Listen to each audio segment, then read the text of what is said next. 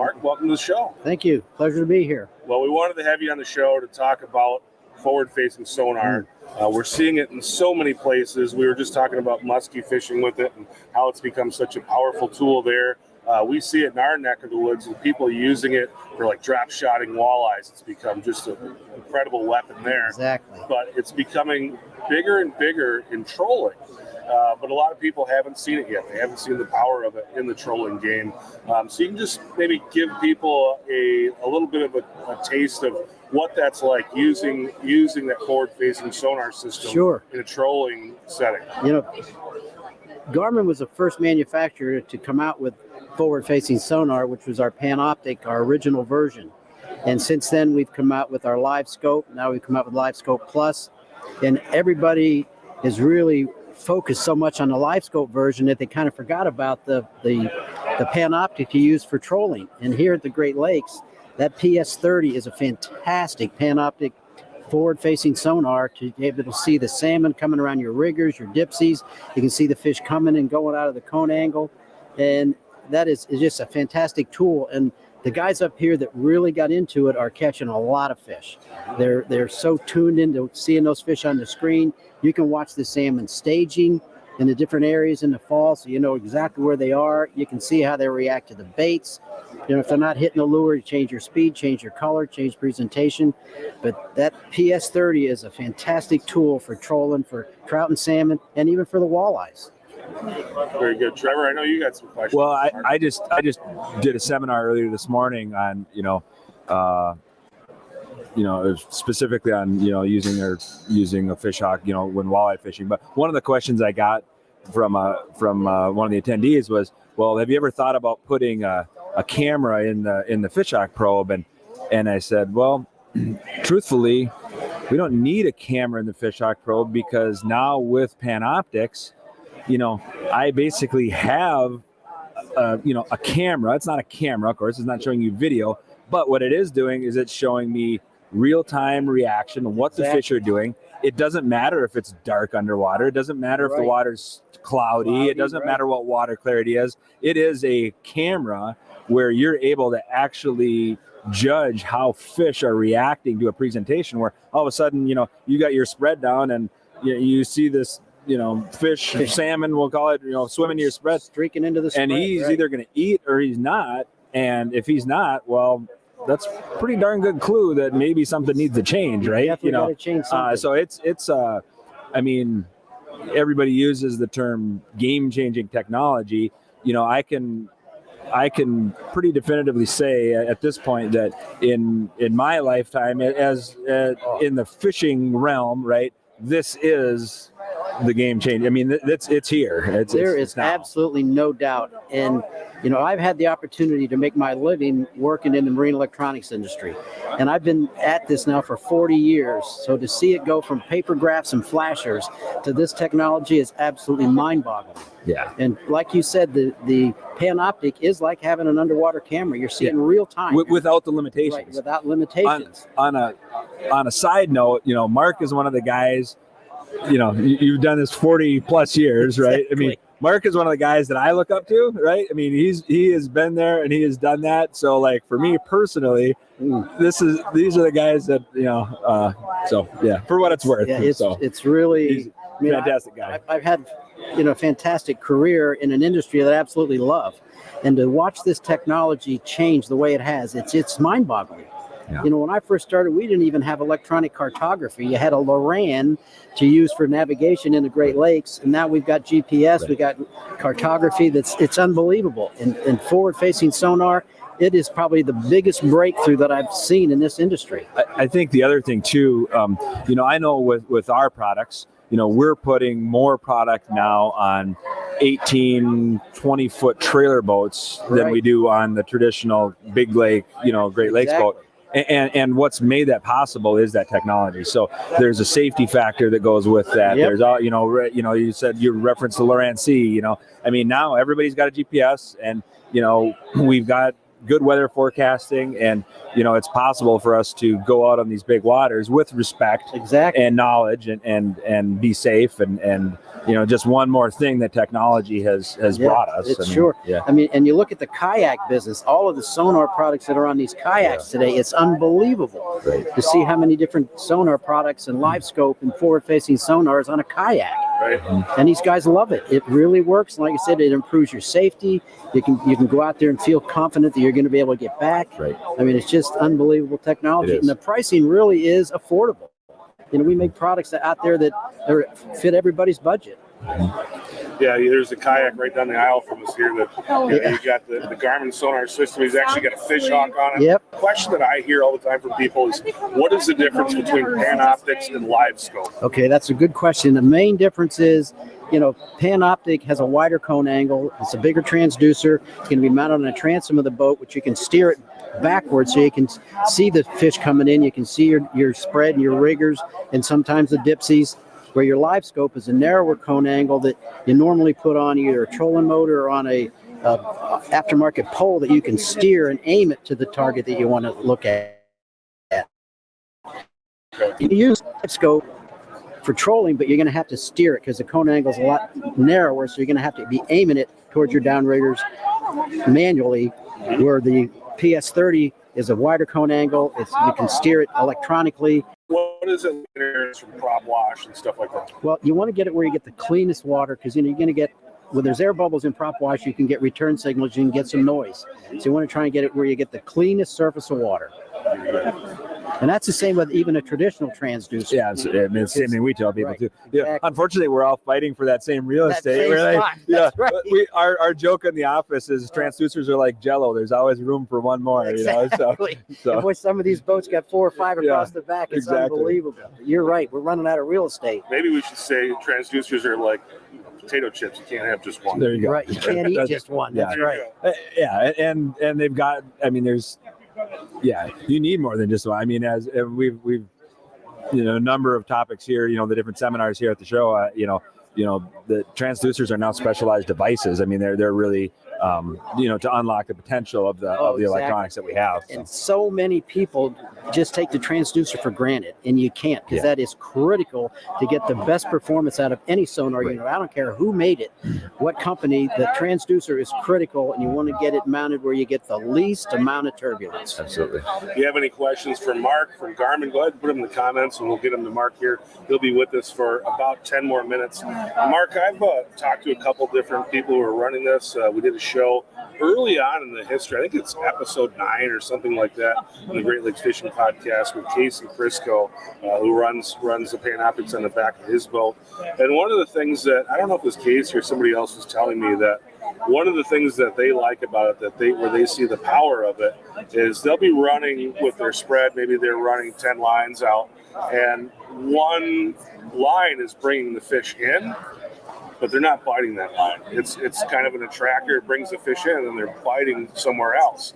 And he could watch this over and over again. And he's like, in a normal case, he goes, I'd bring that line in and put something else on it because it wasn't catching fish. But being able to see how fish were, it's lighting up the rest of his spread. It's an attractor. So you got to leave that out. Right. So again, there's another thing where, it doesn't seem like it's something that you could see, but it's made a big impact. Oh, yeah. Casey is one of the first charter captains that I know up here that really took Panoptic to a different level. He's really got it down pat. And he has sold a lot of those products for Garmin because of his ability to use it. It's one of those things that you almost need to see it firsthand. I mean, you really do. I mean, you almost need to experience it. I mean, I think this winter, in an ice fishing setting was honestly the first time I've really had time to sit down and spend a lot of time with units just over the course of maybe 3 days of fishing. And I get it now, right? It's one of those things that's like, I knew it was there. I knew it was popular. I know sales were great, all these kind of things, but until I actually spent those 3 days, it's like, okay, light goes on where, yeah, I mean, people are investing in this technology, and it does not take you long to figure out why once you've actually experienced it. And there's a lot of really good YouTube videos out there that show how these products actually work, and it's well worth taking a look at them. If you're considering buying one of these products, just go out and watch some of those videos, and it'll make a believer out of you, because it really is seeing believing. Yeah, that's one thing I wanted to ask you about is, all right, so the model that we want is the PS30. PS30. Okay. So I go and I stop by my favorite retailer here at the show. I pick up a PS30. I get home. What's my next step? What do I got to do to get this thing working? The best thing to do if you're going to install it yourself is go on YouTube, and there's be videos out there to show you how to install it. Okay. How do I use it? I get out there, and that's the other thing. It's like a lot of, I'm not going to say our generation. It's probably every generation, but we get our toys and we just want to start pushing buttons. And, I know these places send instructions, but sometimes those things we don't like to do. So how do I use it in this application? How do I get it set up where I can use it to actually be a fishing tool? Once you get it installed properly, when you get on the boat, just turn your unit on, go to Panoptix, hit live view, and just start adjusting the gain to where you get the cleanest picture with the least amount of turbulence. I mean, the factory settings on it are really very good, so it's not going to take you long to get it tweaked in there, that's for sure. And again, there's YouTube videos that show you how to do it. Easy to get dialed in. Yeah, because you're actually seeing it, and it's pretty easy. Now, one of the other things that is becoming really popular in electronics, and it's a good thing for people like you because it costs more money, bigger screens. So what kind of options do we have with screens? Well, that's is a huge option for consumers. The smallest screen we make now that'll Panoptix will work on is a 6-inch, but we go from 6. Oh, really? You can go down to 6. We just came out with a 6-inch a month ago. Really? For the smaller boats and kayaks, and it's got Panoptix capabilities, but you can go from a 6, a 7, 8, 10, 12, 17, 19, 24. So it depends on how much you want to spend, but we've got screens now up to 24 inches. That's what I want. I want the big screen so I can't even see what's in front of me. Right. No, you might as well get 2. Might as well get 2, right? Or I've seen 3. But yeah, no, it's that's interesting though that a 6-inch screen, obviously that's going to hit a different. What are the price point? I mean, where does it start? $799. $799 for the PS30. No, the PS30 is $14.99. $14.99, and then $799 for the 6-inch display. Right. Okay. Yep. But we now make screen sizes to fit just about every application. Every application, and if I want to spend way more than $799, you can help me out there too. Oh yeah, you can go way up. But it's one of those things, though. And we've talked about today here in the booth. People have been stopping by and just chatting and talking about what they've got going on in their boats. And there was a gentleman here who's like, I'm thinking about getting a fish hawk. I don't know what. I was thinking about just getting a TD just to kind of get started. And his wife was standing right next to him, and she's like, why would you do that? Just get the one that you need. Buy once, cry once. Right. Yeah. Exactly. And we talk about, all the money that we spend on fuel and bait and lures and rods and downriggers and everything else. It's like, here's a tool that can really help deliver success to you. And okay, it's going to cost us a few $1,000s, but if we're going to go out and do this, that's the other thing. Time. Trevor and I have been talking all weekend. We both have teenage kids, and we're seeing them about ready to go out the door here in the next 5 or 6 years. And it's like we don't have a lot of time. Yeah, you appreciate it more when you don't have it. Right. Yeah. Exactly. So make the best of your time and try to do things that are going to help you be successful in the water. You take your kids out, you take your family out, friends, whatever. You want the tools on your boat that are going to help you be successful. Definitely. And live scope, forward-facing sonar definitely lets you catch more fish because you're not going to be fishing where there isn't any. Right. You're always going to see them on the screen. In some circles, there's controversy around it. I mean, and that's not unique to this. That's any technology. Right. And I mean, what's Garmin's answer? I mean, how do you deflect that? It won't make them bite. Right.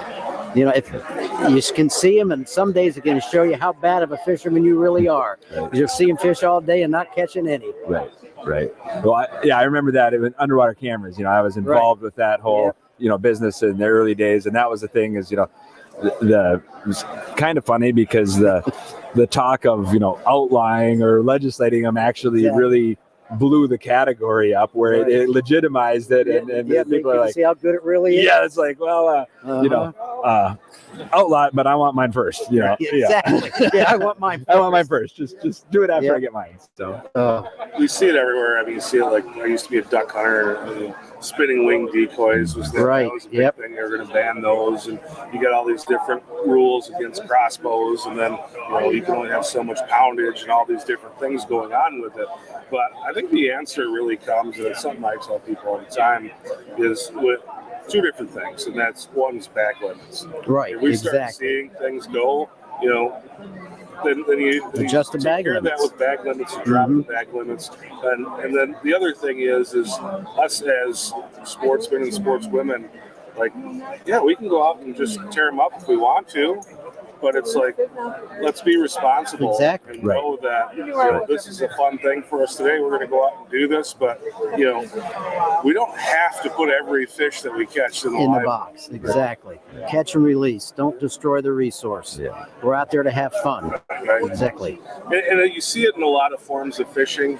But then there are other forms where it's like, I want to put that thing in the frying pan really, really bad. Yeah. And again, I don't want to tell people, hey, don't take any fish home. You can't eat fish, because that's why we're there. I mean, that's what makes it fun.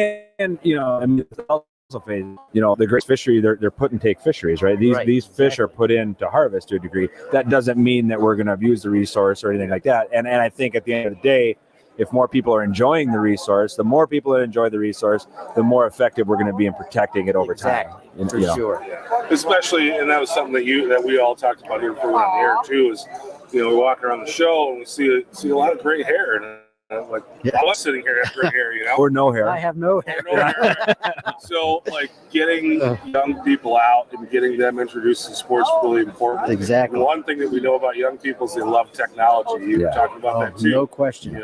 You have young people come up to your booth. What do they do? Tell me about that. They are really good with technology. You're right. I mean, I watch some of these young kids. They don't even ask me how to work it. They can figure it out themselves. They know more. They know how to work it better than you do. For real. It's absolutely amazing. I mean, kids, 10, 12 years old, they know what button to push, what menus mean, how to save waypoints. I mean, they really have it down pat. No question. We got a couple questions, Chris. Let's grab one of those. All right. So Eric McKinney here from Facebook says, can you explain the difference between the PS30 and the PS31? The PS31 was more for facing forward, like on your trolling motor, up front, where the 30 is going to be used on the transom. But when we see, and even us now starting to get into our gray hair years, we're getting more and more intuitive with our electronics and our phones. But those kids, like, that's what they do. Like, they know how to operate electric, and they've been doing it their whole lives. My 14-year-old's a lot more into baseball than he is into fishing, right? But he knows what a Panoptix is. Oh, right? Yeah. So he's like, it's definitely become a buzzword. He may not even know what Garmin is, but he knows what Panoptix is. Exactly. Yeah. It's been a huge game changer.